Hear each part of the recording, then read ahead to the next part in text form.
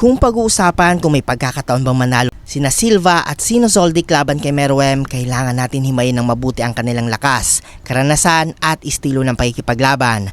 Dahil hindi ito simpleng laban mga idol, ito ay laban ng dalawang elite assassins kontra sa pinakamalakas na nilalang sa Hunter x Hunter universe. Si Meruem ang hari ng Chimera Ants at siya ang ituturing na pinaka-overpowered na karakter sa serye. Taglay niya ang halos perpektong katawan, speed, strength, durability, napakataas na IQ at battle adaptability. Kakayahang mag-evolve habang lumalaban. Sa laban niya kay Isaac Netero, kitang-kita kung gaano siya kalakas. Kahit si Netero na isa sa pinakamalakas na users ay kinailangan pang gumamit ng ultimate sacrifice na miniature rose para lang matalo siya. Ibig sabihin mga idol, kahit top tier hunters hirap talunin si Meruem. Hindi rin basta-basta sina Silva at Sino Zoldyck. Sila ang master assassins ng Zoldyck family, expert sa nen, emission at transmutation styles, at mayroon silang napakataas na combat intelligence.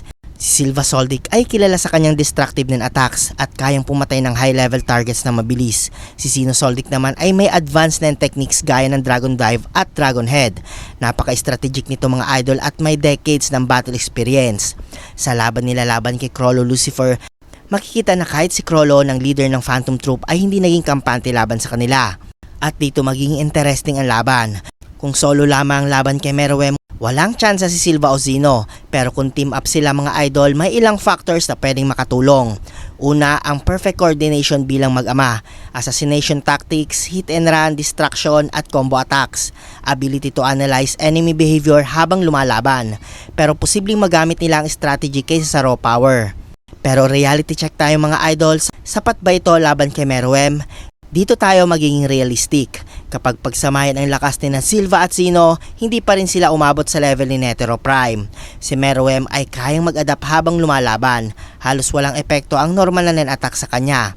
At sa katunayan mga idol, si Sino mismo ay naging cautious kay Netero. At si Netero nga ay halos walang nagawa kay Meruem sa pure combat. Ibig sabihin mga idol, kung si Netero ay nahirapan, mas lalo na sina Silva at Sino.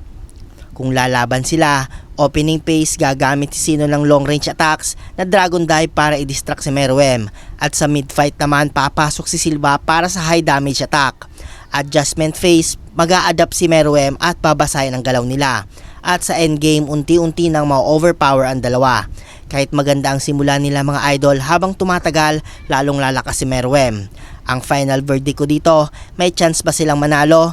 Technically, oo, pero sobrang liit ng chance mga idol.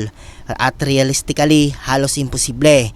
Kailangan nila ng perfect execution, walang kahit anong pagkakamali at posibleng external factor tulad ng poison o special weapon.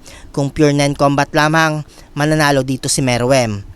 Sa mundo ng Hunter x Hunter, hindi lang lakas ang basehan ng panalo. Pero sa kaso ni Meruem, parang ibang level na talaga. Kahit ang dalawang pinakamapanganib na assassin sa mundo, hirap pa rin makahanap ng paraan para pabagsakin ang hari.